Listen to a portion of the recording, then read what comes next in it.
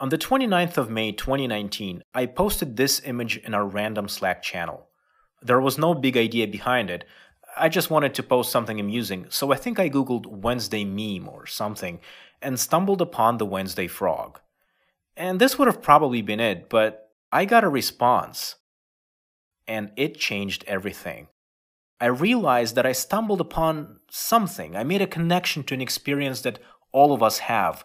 In the middle of a difficult week, feeling just like this frog which looks up at us and is somehow both hopeful and desperate. Little did I know that this would become an art project unlike anything I have ever done. The relationship between art and audience is a topic of endless philosophical debates. Does art need an audience, or can there be art for art's sake? Should a true artist even care what their audience thinks? Inevitably, these discussions would bring up Emily Dickinson, an American poet who lived her life in seclusion and was known to the outside world only through her correspondence.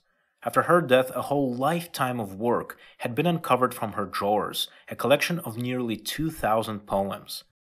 Franz Kafka is another example.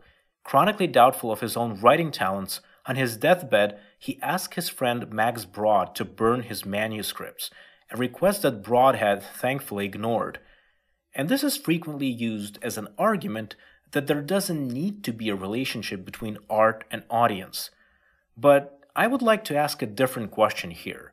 What would have happened if authors like Dickinson and Kafka would have published during their lifetime and would have received recognition? How would that influence their work? You see, we frequently imagine that an artist has a creative direction that they must follow, regardless of anything else, and that the recognition of their works, or a lack thereof, is just an inconsequential part of their creative biography.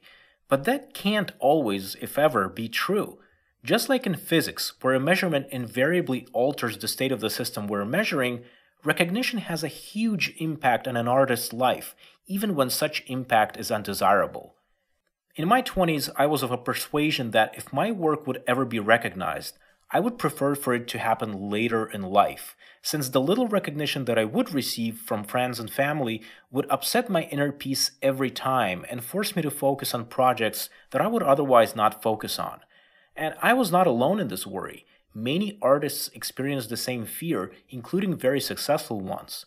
An American folk singer, Suzanne Vega, who in 1987 garnered international success with her song Luca, spoke about how she became trapped by the expectations of even more sales, and that she chose to break the mold by making her fourth album explicitly experimental and unlike anything she has ever done before.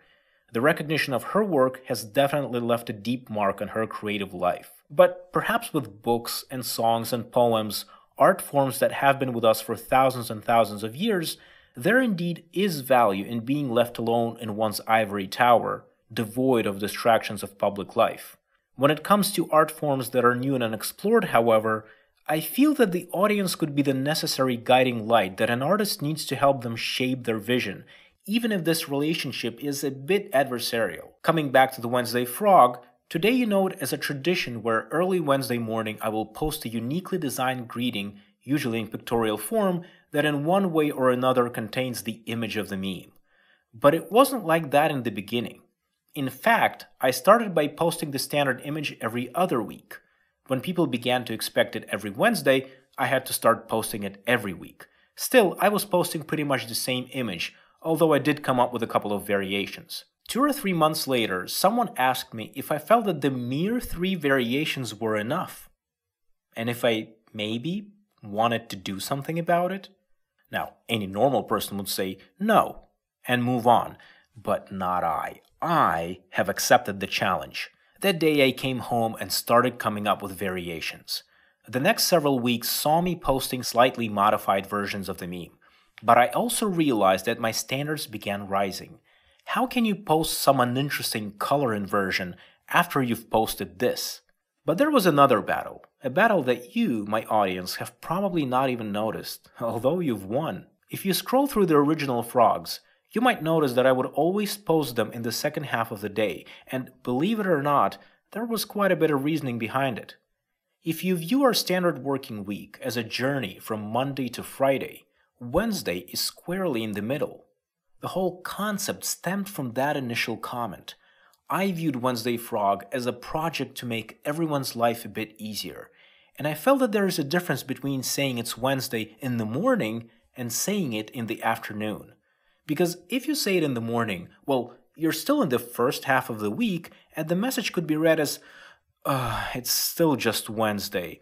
Whereas delivered in the afternoon, the message basically says, hey folks, it's almost Thursday.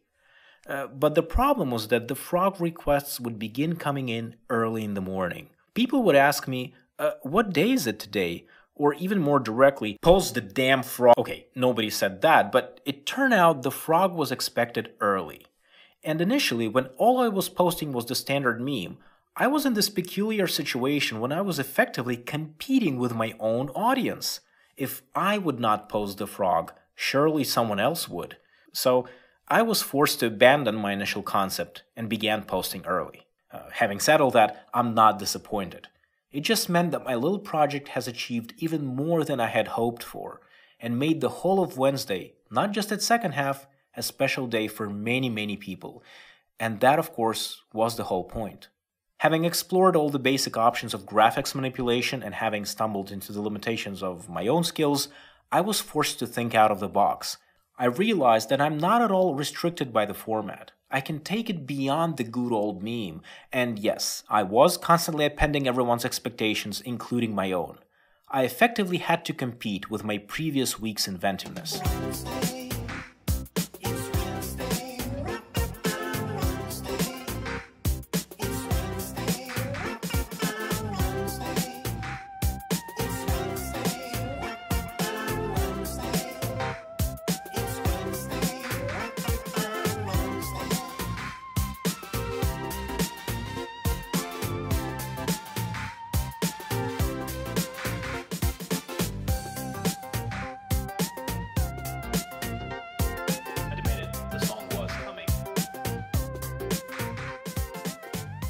Now, I don't know what the future holds for the Wednesday Frog project.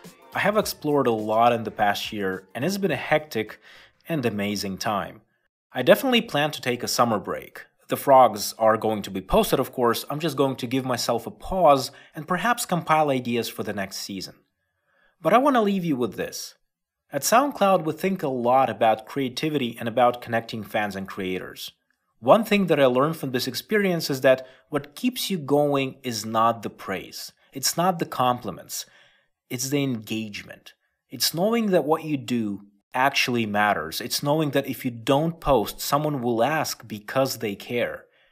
It's knowing that you're making a difference, even if only a little.